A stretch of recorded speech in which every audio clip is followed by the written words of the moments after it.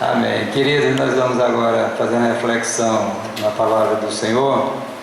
Eu queria convidá-los a abrir a Bíblia Sagrada no livro de Atos dos Apóstolos, capítulo 16, verso 9 a 15. Eu pedi ao diácono Marconi, chame esses irmãozinhos que estão aí do lado de fora para entrar, por favor. Tem bastante cadeiras, se acomode, fique quieto, desliga os celulares. Nós vamos agora compartilhar com os queridos uma porção das Sagradas Escrituras.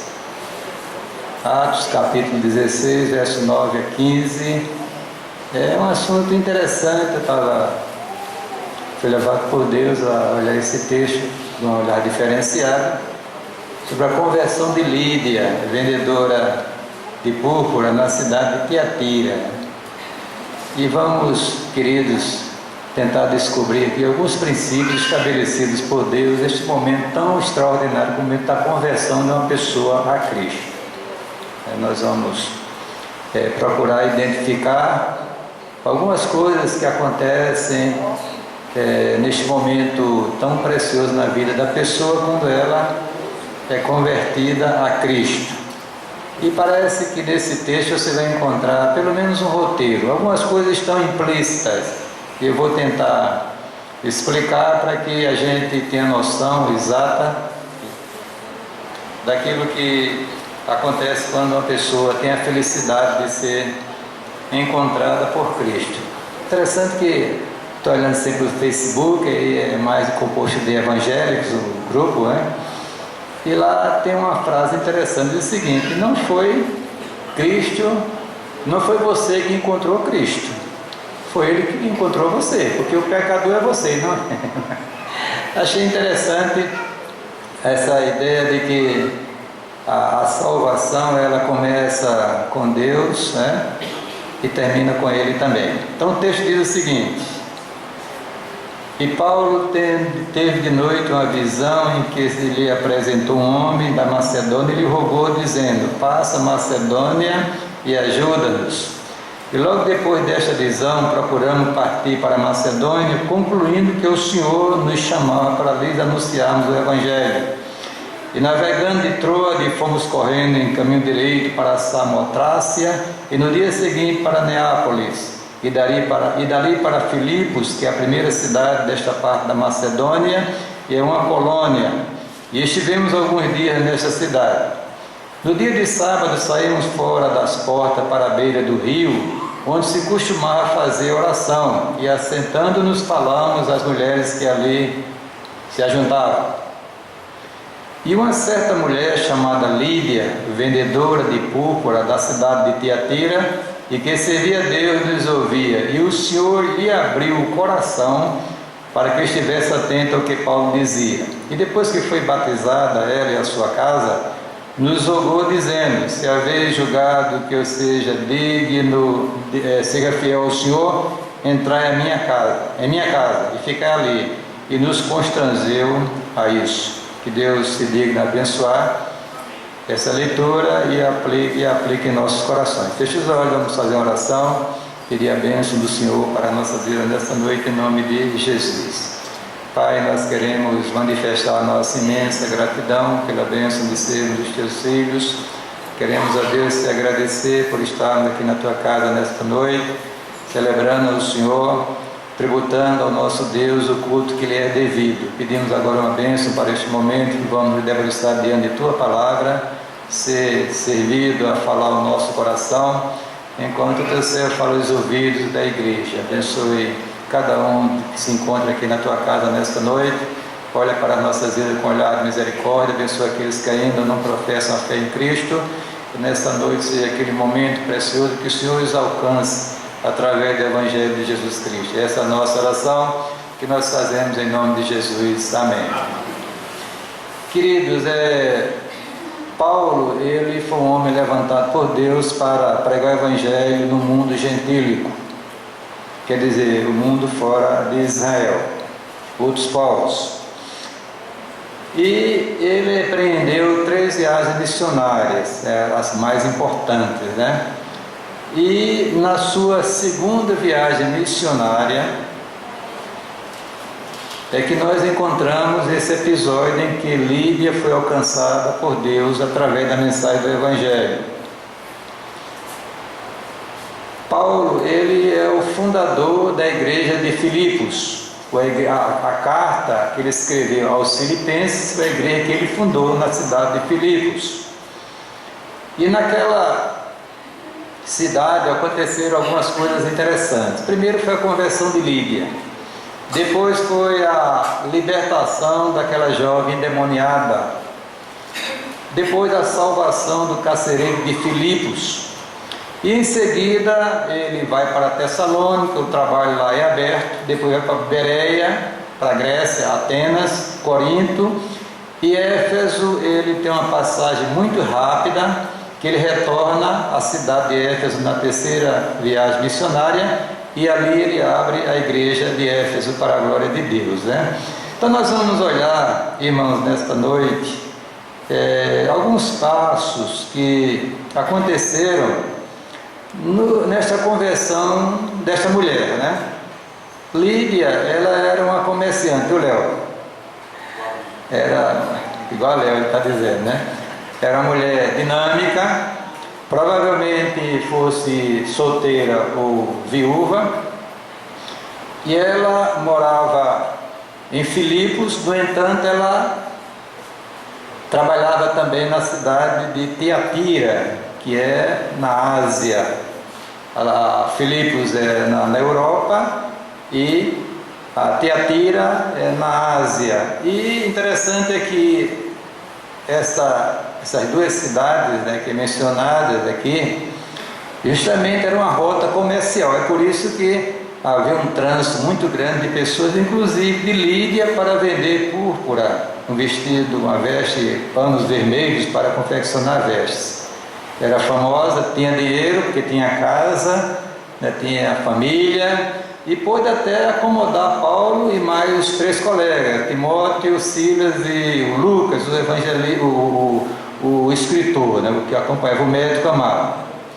Muito bem, então olhando, irmãos, aquele encontro que Paulo teve com Lídia e a sua conversão, a gente pode destacar o seguinte: observe, e vamos agora olhar para cada um de nós, como é que nós somos alcançados por Cristo para a salvação, né? Cada um tem uma história.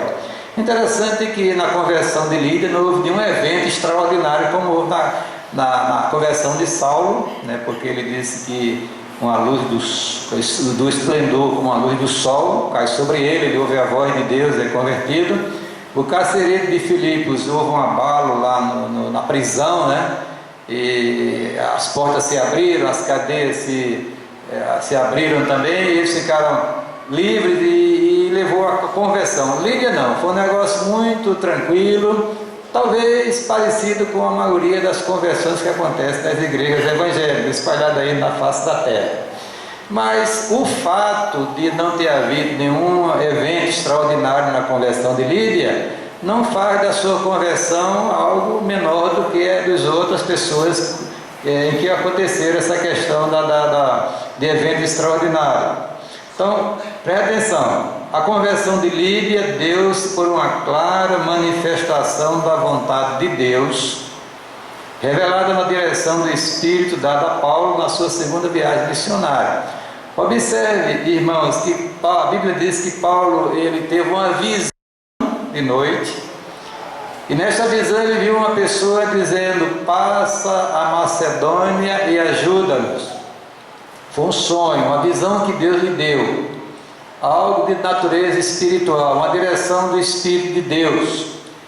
E diz a Bíblia que eles começaram a conversar entre si e entenderam que era da vontade de Deus que ele fosse para a Macedônia. E a Macedônia tinha que passar necessariamente pela sua cidade mais importante, uma das mais importantes, que era a cidade de Filipos, que era também uma colônia do Império Romano. E, irmãos, o que quer dizer isso? É que eu coloquei no Facebook um quadrozinho que eu fiz, foi um quadro bonito, irmãos, o sinal, né? E aquele quadro diz o seguinte, que quando Deus tem um propósito na vida de uma pessoa, no seu devido tempo, Deus se move em direção a ela para executá-la. Exatamente isso aconteceu aqui na experiência desta mulher, né? Porque Deus tinha um propósito na vida daquela mulher. Quem sabe se Deus está já sinalizando ter um propósito na sua vida? Amém? E se for esse propósito salvífico, você que ainda não tem experiência com Cristo, que coisa maravilhosa. Eu estava dizendo na minha classe, irmãos, que Deus é soberano, é Senhor. Nada acontece, querido, se não for com a manifestação da vontade de Deus, ou permissiva ou diretiva. O fato é que Deus é Senhor, governa a vida do universo, a vida da igreja, as nossas vidas, e o fato de você estar aqui nesta noite, saiba que foi Deus que lhe trouxe pelo seu Espírito a sua casa. Você podia estar em casa, podia estar numa boate, podia estar em algum outro lugar, mas você está aqui na casa do Senhor para adorá-lo na beleza de sua santidade. Isso revela, isso mostra uma direção de Deus na sua vida. Então, pois bem, então o que Deus fez? Deus levou Paulo com a sua equipe missionária para a cidade de Filipos. Ele chega naquela cidade, se instala precariamente, e diz a Bíblia que ele era judeu e ele sempre, quando chegava na cidade, procurava uma sinagoga judaica para anunciar o Evangelho. Só que lá em Filipos, diz os historiadores bíblicos, não havia uma sinagoga, porque para fundar uma sinagoga teria que ter 10 homens, 10 judeus. Aí eles organizavam uma sinagoga. Então dá a entender o texto que, como não havia sinagoga, as irmãs e os escassos irmãos se reuniam em determinado lugar para fazer oração, para ler as Escrituras, provavelmente. Então foi nesse lugar de oração que Lídia estava. Foi quando ela foi abençoada por Deus e foi convertida a Cristo. Então a gente começa a perceber, queridos, que numa conversão, quando a pessoa tem a felicidade de ser convertida a Cristo, começa com uma manifestação da vontade de Deus em relação àquela pessoa.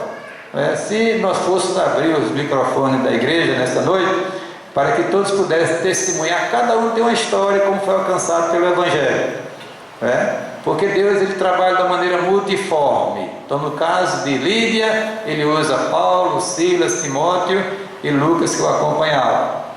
Muito bem, eu quero dizer com isso, irmãos, é que Deus, ele graciosamente já escolheu aquelas pessoas que irão ser alcançadas no futuro, porque Deus já, segundo a Bíblia, já constituiu a sua igreja. As suas ovelhas já estão no seu plano eterno, já todas definidas, e vai chegar o dia de que cada uma vai ser chamada através do Evangelho de Cristo. É por isso que ele disse: as minhas ovelhas ouvirão a minha voz. Só as ovelhas de Jesus ouvirão a sua voz. Escuta o que ele diz: ainda tem outras ovelhas que não são deste aprisco. Está aí na oração, lá dizendo aos judeus na época. Também me convém agregar estas, e elas ouvirão a minha voz, e haverá um rebanho e um pastor. Isso quer dizer que ser crente, como alguém já disse, é luxo. Porque quem é crente de fato é porque já está sendo revelado uma escolha soberana de Deus nessa direção. Você não é crente porque você quer, você é crente porque Deus quis que você fosse crente. Então chegou o dia de Deus alcançar aquela mulher. E eu vou explicar daqui a pouco isso aí. Lá em João 17,6, Jesus disse o seguinte na sua oração sacerdotal: manifestei o teu nome aos homens que do mundo me deste. Eram teus e tu nos deste e guardaram a tua palavra. Eu coloquei no Facebook outro quadrozinho que diz o seguinte, que a igreja, o Pai deu ao seu Filho a igreja. É uma aliança eterna que Deus, o Pai, faz com o Filho, de dar para ele, a igreja, as pessoas que vão professar a sua fé no futuro. E cada um vai chegar ao seu dia de sua conversão. E chegou o grande dia da vida de Lídia. Ela talvez nunca esperasse que era uma mulher temente a Deus, uma mulher religiosa, era uma gentia, mas também já com muita afeição ao judaísmo, acreditava no monoteísmo, ao Deus de Israel, etc. Orava ele também, mas não tinha experimentado uma obra de conversão na sua vida. Mas chegou aquele grande dia, porque foi da vontade de Deus. Amém? Bendito seja o nome do Senhor, né? Foi da vontade de Deus. Veja o que a Bíblia diz: e a vontade do Pai que me enviou é esta, que nenhum de todos aqueles que me deu se perca, mas que eu ressuscite no último dia. É a vontade de Deus que todas aquelas pessoas que Deus deu a Jesus sejam alcançadas por Ele, e ninguém vai deixar de ser abençoada se for escolhida por Deus. Aí diz a Bíblia em Atos 13:48: e os gentios ouvindo isto alegraram-se, glorificavam a palavra do Senhor, e creram todos quantos estavam ordenados para a vida eterna. Então, de uma maneira misteriosa e graciosa, Deus me escolheu, querido. Nos escolheu para a salvação. Amém? E isso é uma coisa muito preciosa. Não tem nada mais importante para a vida do homem do que de ser alcançado pelo Evangelho de Jesus Cristo. Lá no Salmo 32, o texto diz o seguinte: bem-aventurado aquele cuja transgressão é perdoada e cujo pecado é coberto. Não está dizendo bem-aventurado aquele que tem uma casa na praia, tem um carro do ano, tem um salário, um emprego muito bom, ou recebe muito dinheiro por mês. Não. Bem-aventurado aquele cuja transgressão é perdoada e cujo pecado é coberto. Ou seja, a pessoa que tem a felicidade de ser salva através do Evangelho de Jesus Cristo. Muito bem. Então, a primeira coisa, irmãos, a gente percebe nessa conversão a vontade de Deus em relação àquele projeto na vida daquela mulher, aquele propósito. A mesma coisa aconteceu na minha vida, na sua vida. Se eu fosse, as minhas irmãs estão aqui, tem a Elizabeth, Elza, Elda, Emília, Wanda, é só, né? E tem o esposo de Elizabeth, Luciano, que não sabe a minha história, mas vocês conhecem, sabem que nós fomos criados numa usina, né? E mamãe, já disse aqui a igreja, ela tinha 15 anos quando casou-se com José Veloso da Cunha Cavalcante, foi morar na usina, não tinha um crente sequer na usina. Aí, como é que uma mulher com 15 anos de idade, já com filhos nas costas, como se diz, né, que tem alguns que foram guerrados aqui na Paraíba, eu sou o primeiro rio-grandense do norte. Aqui foi Milton, Milce, Elizabeth, eu disse que faleceu e eu nasci e botar meu nome de Deus, estou vivo até hoje, pela graça divina, né? Então eu sou o primeiro Papa Jerimum, primeiro rio-grandense do norte. E lá na usina, irmão, não tinha como a fé ser preservada. Não tinha, irmãos, como? Não tinha igreja, não tinha nada, a mamãe vivia sozinha. Mas, no entanto, a semente do Evangelho estava no coração daquela mulher. Eu me lembro que a gente se deitava na rede, ela cantava com cego, andei, perdido, vaguei.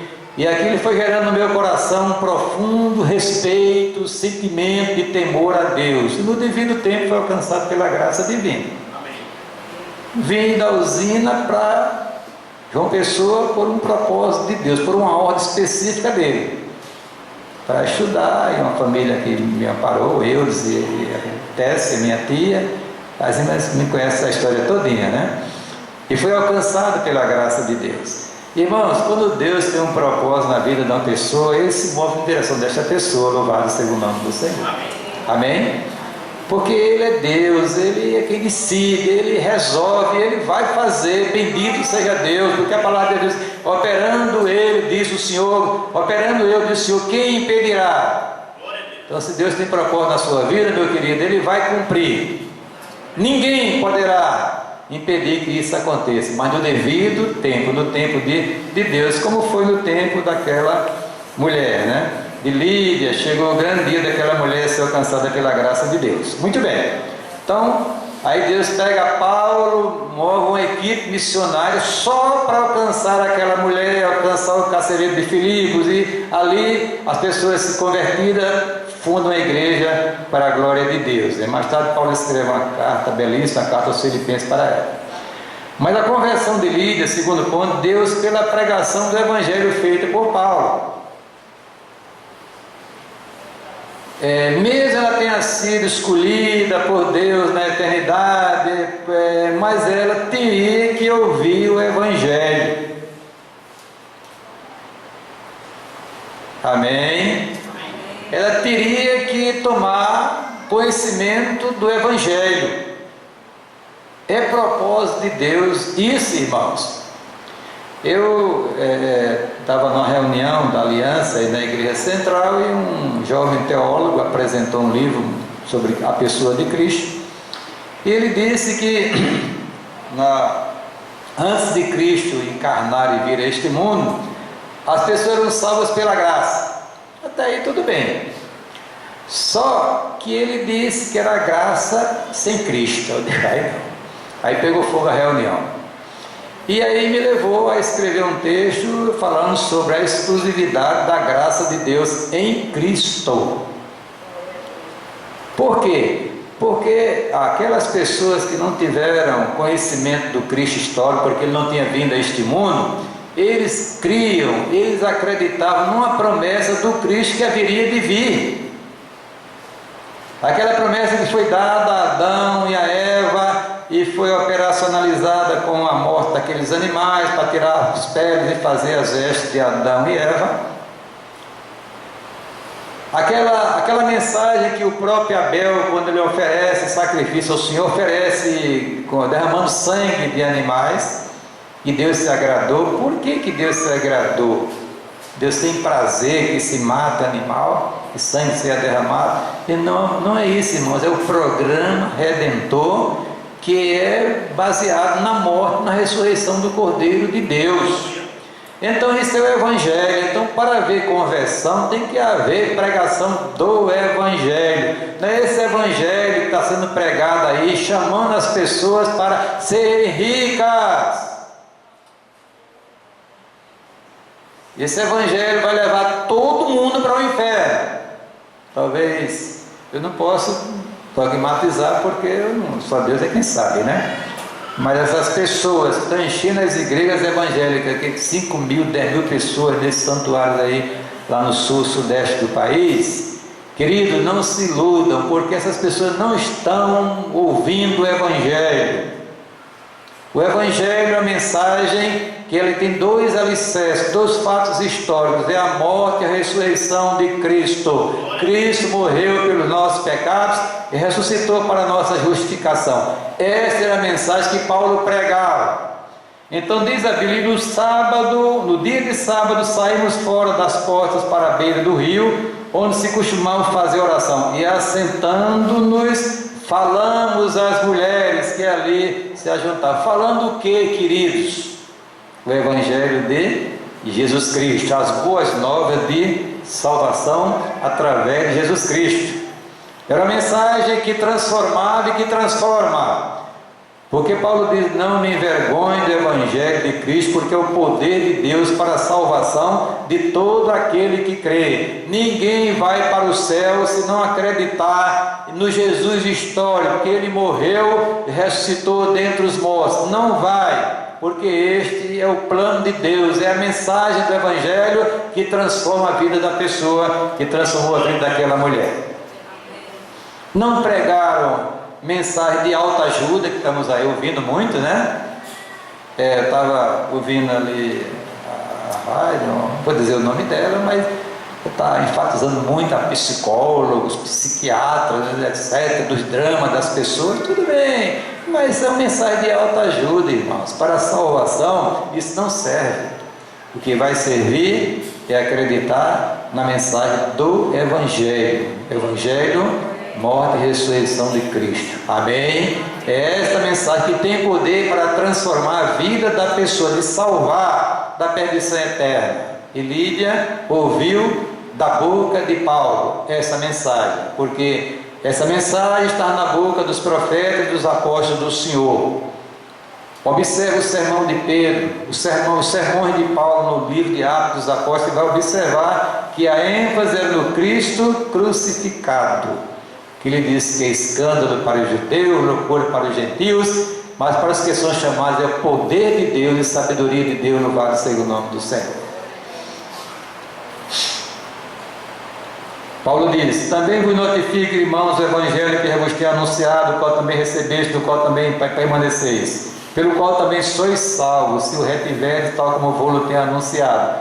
Se é que não cresces em vão, porque primeiramente vos entreguei o que também recebi, que Cristo morreu pelos nossos pecados. Amém? Segundo as Escrituras, e que foi sepultado, e que ressuscitou o terceiro dia, segundo as Escrituras. Então, o que Paulo falou para aquela mulher foi uma novidade, foi as boas novas de salvação, o Evangelho de Jesus Cristo. Amém, queridos? A conversão de Lídia deu-se por uma poderosa ação do Espírito de Deus. Eu sempre, quando introduzo uma oração, antes de pregar, eu digo que enquanto eu falo aos seus ouvidos, eu peço que Deus fale o quê? Ao seu coração. Sabe por quê, irmãos? Porque nenhuma conversão acontece se Deus não operar na vida da pessoa. Observe que o texto diz assim: enquanto Paulo falava, Deus abriu o coração daquela mulher para que ela pudesse entender ao que Paulo dizia e pregava. Nós somos muito tendenciosos a glorificar, os pregadores, quando pregam as 100, 200, não sei quantas mil pessoas, às vezes até milhares, aceitam Jesus como Salvador. Esse aqui é o grande pregador, Irmãos, não é bem assim, irmãos. Porque a conversão é obra de Deus. É Deus que opera na vida da pessoa, louvado seja o nome do Senhor. É o plano dele, é o projeto dele. Ele especificou que fosse assim. Paulo, ele apenas pregou os ouvidos daquela mulher. Dali para diante a obra tinha que ser de Deus. Se Deus não operasse, nada acontecia. E esta obra é através da ação de quem? Do Espírito de Deus. A Bíblia diz, é Ele que revela as coisas espirituais para nós. Porque o homem natural não compreende as coisas de Deus. Ele é quem esclarece, Ele é quem guia, Ele é quem mostra, Ele é quem convence. Esse é o papel do Espírito de Deus que foi dado à igreja. Quando Ele vier, Ele convencerá o homem do pecado, da justiça e do juízo. Então ninguém poderá, entre aspas, se converter se antes o Espírito de Deus não operar na vida dele. Não pode, não consegue. O homem está inabilitado para isso por causa do pecado.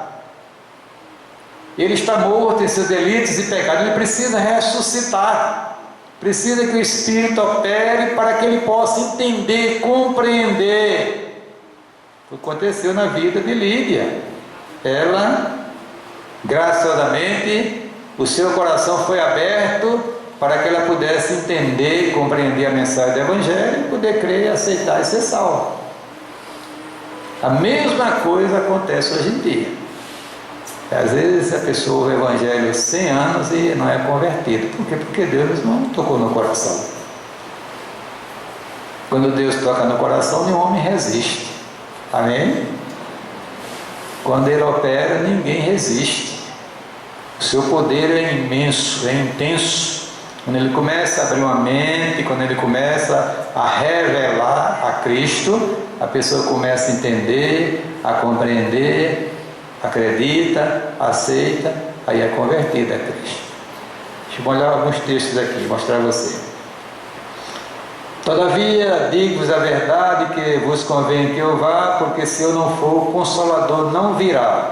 Mas quando eu for, vou-lo enviarei. E quando ele vier, convencerá o homem, o mundo do pecado, da justiça e do juízo. Olha, quando Pedro deu aquele testemunho de Cristo, quando Jesus perguntou, e vós, quem dizeis que eu sou? Pedro disse o seguinte, tu és o Cristo, o Filho do Deus vivo. Percebam esta declaração, tu és o Cristo, que é o Messias prometido, o Filho do Deus vivo, quer dizer, tu és o Deus, Filho do Deus vivo. O que foi que Jesus disse? Bem-aventurado és tu, Simão Bar-Jonas, porque não foi a carne e o sangue quem tu revelou, mas meu Pai que está nos céus. Então Pedro jamais iria fazer aquela declaração: tu és o Cristo, o Filho do Deus vivo, se Deus não tivesse revelado isso para o apóstolo Pedro.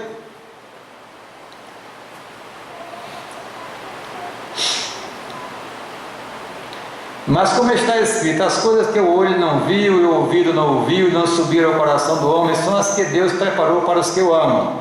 Mas Deus não-las revelou pelo seu Espírito, porque o Espírito penetra todas as coisas, ainda as profundezas de Deus.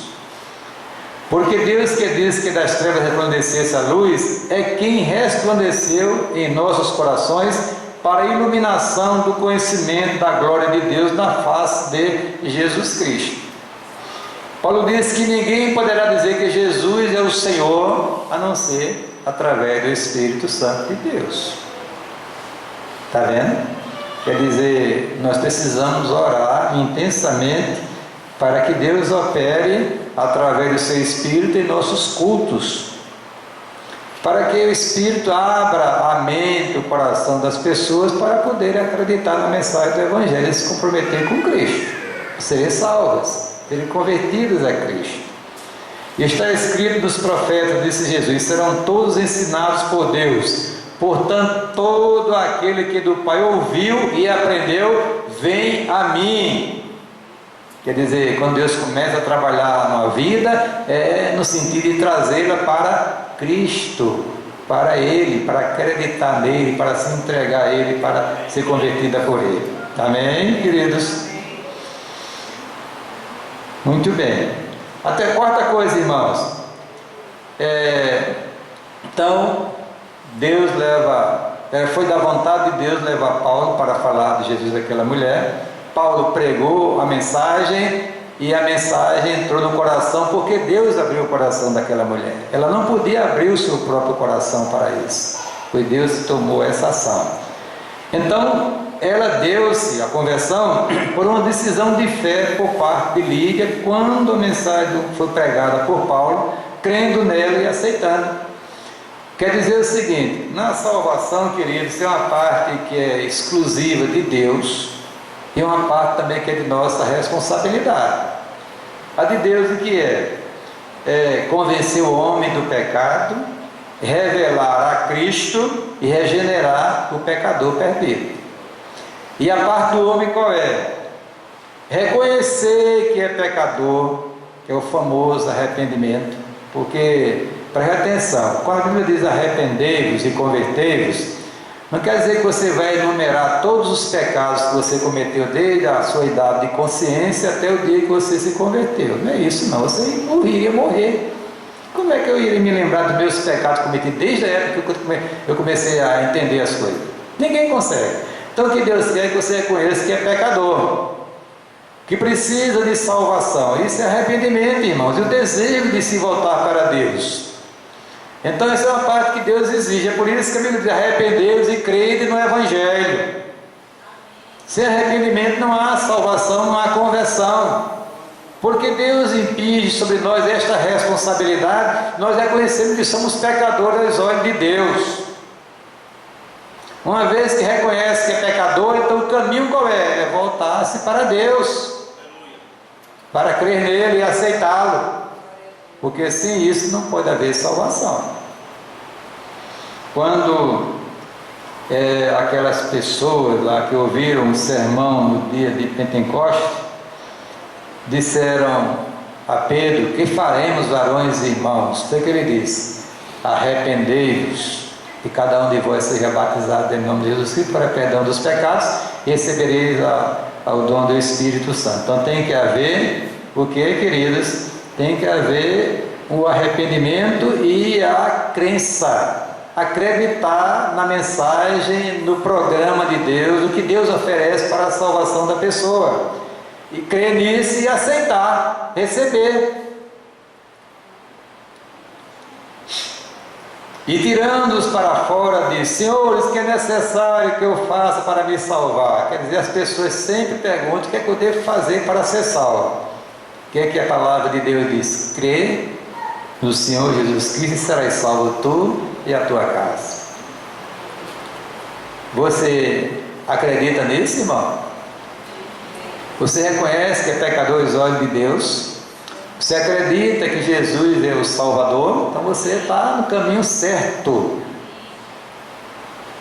Você aceita essa mensagem no coração? Amém. Então você está exatamente dentro do programa que Deus estabeleceu em sua palavra, para que a salvação lhe alcance. E disse: ide por todo mundo, pregar o evangelho a toda criatura. Quem crê e for batizado, vou mostrar o passo seguinte, será salvo, mas quem não crê será condenado. Porque pela graça sois salvos, disse Paulo, por meio da fé. Isso não vem de vós, é um dom de Deus, não vem das obras, para que ninguém se glorie. Lá em João 3,16 diz o seguinte: porque Deus amou o mundo de tal maneira que deu seu Filho unigênito, para que todo aquele que nele crê não pereça, mas tenha a vida eterna. Não me envergonhe do Evangelho de Cristo, porque é o poder de Deus para a salvação de todo aquele que crê, primeiro do judeu, depois do grego, porque nele se descobre a justiça de Deus, de fé em fé, como está escrito: o justo viverá pela fé. Amém? Então, uma vez, irmãos, que a gente toma conhecimento desse Evangelho, desta mensagem de salvação, o passo é reconhecer que é miserável pecador, dependente de Deus, acreditar na mensagem e dizer: eu aceito, eu recebo. Aí o que acontece? Aí acontece a conversão, a regeneração, a transformação, que está implícita aqui no texto, porque a Bíblia diz o seguinte: depois que foi batizada, quer dizer, aqui está embutido o passo, né? Que eu falei, de arrepender-se, crer e aceitar, né? Já está mostrando já uma atitude dela voluntária de submeter-se ao batismo, porque era uma ordem de Deus para aqueles que crescem em Jesus Cristo. Quem crê e for batizado será salvo. Arrependei-vos e cada um seja batizado. Quer dizer, o batismo não é necessário para a salvação, não é condição sine qua non, quer dizer, é uma ordenança de Jesus para as pessoas que ouvem a mensagem do Evangelho. Quem crê, geralmente busca o batismo. Tem nenhum pastor que está perguntando: quem quer se batizar, precisa se batizar? Não, a pessoa mesmo: eu quero ser batizado, porque eu creio, eu acredito. E Jesus mandou que quem cresce nele fosse o quê? Batizados. E aconteceu com aquela mulher, queridos, ela foi batizada com água em nome de Jesus, né? Em nome do Pai, do Filho e do Espírito Santo. É preciso que as pessoas entendam isso aí, compreendam, porque isso aí faz a diferença totalmente na vida da pessoa. Mas a coisa mais linda na vida da pessoa é a conversão. É a pessoa que foi regenerada, transformada, convertida a Cristo, é um salvo na pessoa de Jesus Cristo. Daí para frente já deu tudo certo. Por quê? Porque a gente agora entra num esquema que Deus já estabeleceu, que somos protegidos por Deus. Somos agora filhos de Deus. Sabe o que é isso? Ser filho. Eu me considero um pai zeloso. E tudo que eu tenho que faço em função dos meus filhos. Você também é assim, né, Léo? Amém. E nesses homens daqui, vocês também. Eu duvido que tenha um pai aqui que não esteja preocupado com seus filhos. Ou a mãe. Né? Nós vivemos em função dos nossos filhos. Quem tem filhos, né? O Periano não tem, né? Vive em função de si mesmo. Mas quem tem filhos vive em função dos seus filhos, né, André? Pois é.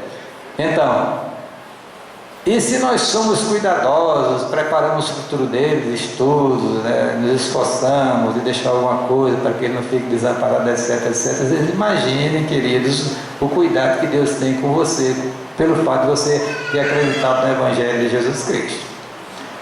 Porque nessa obra de regeneração você foi adotado na família de Deus, você é filho de Deus, irmãos. E se você é filho, por Deus, você é herdeiro. Tudo que é de Deus é seu, bendito seja o nome do Senhor. Amém.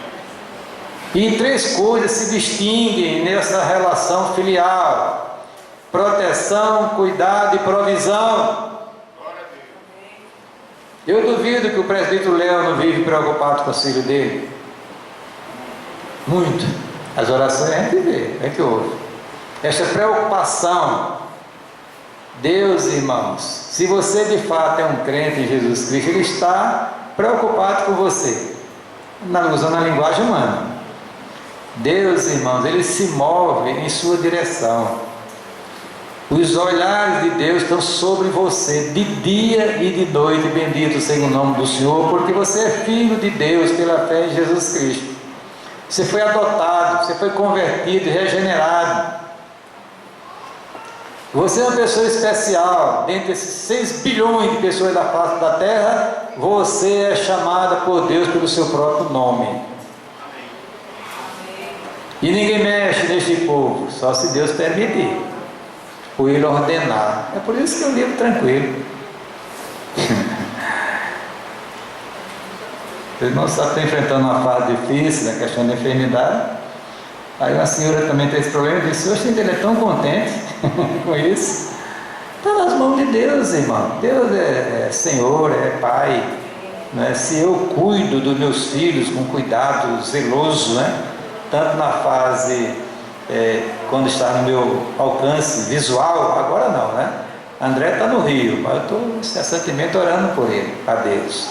Mas eu de Juliana, tá, Ana é minha vizinha, de Juliana está em casa, estou olhando constantemente, orando por ele, né? Para as coisas, está precisando de alguma coisa que eu puder fazer, ajude com todo o prazer do meu coração. Imagine, irmãos, o miserável pecador que tem essa postura. Veja agora essa questão relacionada a Deus, em relação a você. O que você está preocupado? Está com medo de quê? Só se fala em crise. Essa crise do Brasil é uma crise artificial, política. Tem problemas, é verdade, mas a maioria é questão política. Mas Deus, irmão, está no controle. Ele não desampara o seu filho, bendito seja o nome do Senhor. Amém? Você está guardado, está protegido. Deus moverá céu e terra para que você seja abençoado por Ele, bendito seja o nome do Senhor. Eu estava dizendo hoje pela manhã, olhando ali para Andressa e Jonatas, né? Eu disse, a Bíblia diz que os cabelos de nossas cabeças estão todos contados. Eu disse: Jonas, você tem um desafio, contar os cabelos da cabeça de Andressa. Eles ficaram rindo lá, o casal, né? Imagina o cuidado de Deus, irmãos, para com a sua igreja, o seu povo, aqueles que foram convertidos a Cristo. Nada acontece na vida de um crente por acaso. Tudo é ordenado, ou é ordenado ou permitido por Deus. Você está na boa, irmão. Você é objeto da graça de Deus, você está convertido, você é um crente, você é um salvo por Jesus Cristo. Amém? Amém.